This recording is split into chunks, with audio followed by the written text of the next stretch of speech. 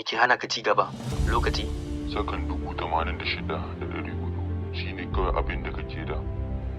Mintuna 1,440 duk tsawon sa'o'i 24. Ko kana da kuɗi ko baka da, kana cikin mutane ko kai kaɗai, ko kana da shekaru 20, 30, 40, hakan bai da wata ma'ana. Abin da yake da muhimmanci shine kawai a yau kana da sa'a 24. Sa'a 24 don ƙetare guguwar shakku. Sa'a 24 don ƙara ƙwarewa kaɗan. Fara daga inda kake, yi amfani da abin da kake da kuma ka yi abin da za ka iya. Amma kada ka tsaya a nan hannuwa dunkule ba tare da kayi komai ba. Komai na yiwuwa, marar yiwuwa yana ɗaukar kawai ɗan dogon lokaci ne. Kada ka yi tunanin abin da za ka yi gobe, kawai ka yi shi a yau. Ko ka ci gaba da faɗa ko ka daina, lokaci zai wuce kuma gobe na hannun Allah. Uwa ɗaya tilo da ke yin ƙananan ayyuka na da awanni 24 irin naka. Elon Musk na da awanni 24 daidai da kai.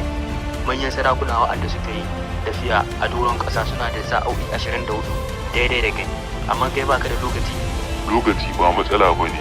Ka yi abin da za ka yi kuma ka yi shi a yanzu, ba za ka yi nadama ba. Bi yawan nadaman mu bai zuwa daga abubuwan da muka yi, sai dai abubuwan da ba mu yi ba. Soyayya tana tafiya kuma tana dawowa. Kuɗi ana rasa su kuma ana ƙara samun su. Kaya ana sayi kuma ana sayarwa. Amma abu ɗaya da ba za ka ƙara samu ba shine lokaci. Lokacin da kake ɓatawa kana tunanin cewa baka da isasshen lokaci. Ban kawo nan don na tsaya nan ba. Masu nasara ba su taɓa dainawa ba. Idan ka cimma tushen tsauni to ka samu mafi girma, kuma idan ka ji kamar za ka daina, tuna duk waɗannan mutanen da ke cewa za ka kasa. Lokacin da kake jin kamar za ka daina, tuna abin da ya sa ka fara. Lokacin da kake jin kamar za ka daina, tuna cewa wahala mai wucewa ce, amma almara ba ta mutuwa. Idan har yanzu baka kasance mutumin da kake son zama ba, wataƙila lokaci ya yi da za ka fara magana kaɗan kuma ka ƙara ƙoƙari. Ka ware kanka idan ya cancanta, ka rufe ƙofar har ma da rufe tagogi. Manta da caza wayarka, sai ka mayar da hankali kan kanka. Baka buƙatar ƙarin kulawa, kana buƙatar ci gaba. Shuɗewar lokaci zai iya zama mafi kyawun abin da zai faru da kai, ko kuma mafi muni. Duk ya dogara da abin da kake yanke shawarar yi.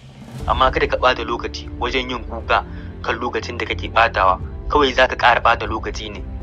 Tamkar kowace minti tana lissafi. Rayuwa 10 a rayuwa guda idan kana iyawa. Duk abin da za ka iya kowace rana. Ta haka ne kawai ba za ka yi nadama ba. Kar ka tsaya tafiya, yi gudu.